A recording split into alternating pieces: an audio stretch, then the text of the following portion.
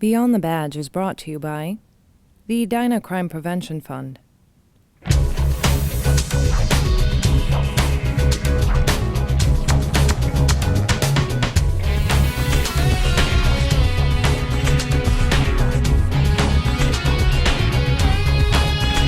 Welcome to Beyond the Badge, a program about the inner workings of the Edina Police and Fire Departments.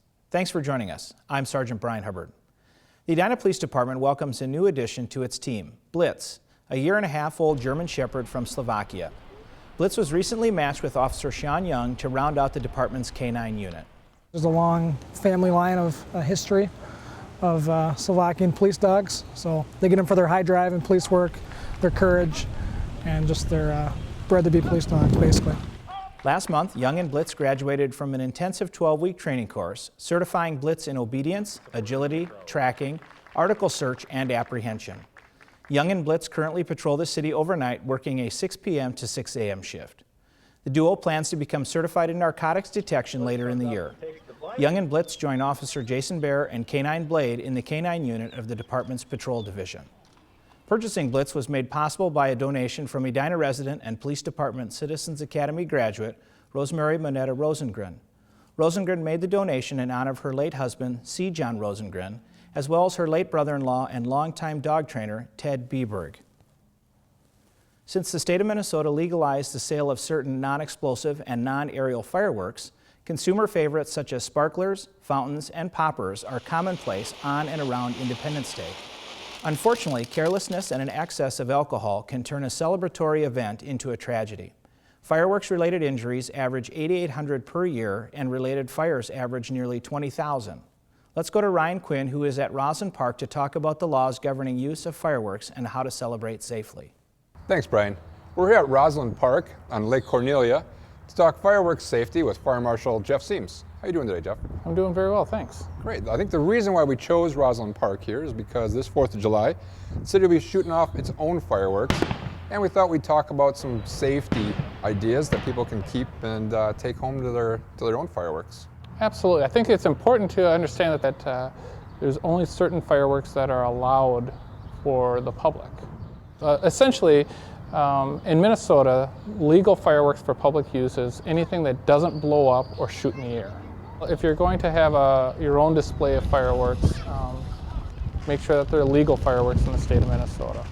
Second thing that I'd recommend is that you have a responsible adult. So if someone does want to go out and have a cocktail or two, then that's fine, but make sure that there's someone that is responsible and can keep an eye on the things.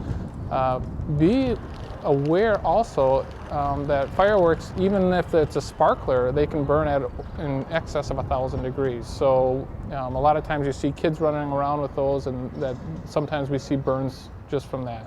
So do you have any safety tips for when we're done with the fireworks, or if fireworks don't actually work properly? I do. It's one of the safety tips that I have for you is have a bucket of water or some other extinguishing device available to you, and when you're done, just go ahead and dip it into the water. In the event that something is a dud and doesn't go off, you light it and it doesn't go off, wait a couple of minutes, and then use like a shovel or something like that, pick it up and then put it into the bucket of water to make it safe. Sounds like a common sense, reasonable approach. We just want to make sure that everyone has a safe and enjoyable 4th of July celebration. Well, Jeff, thanks for taking the time today. Brian, back to you in the studio.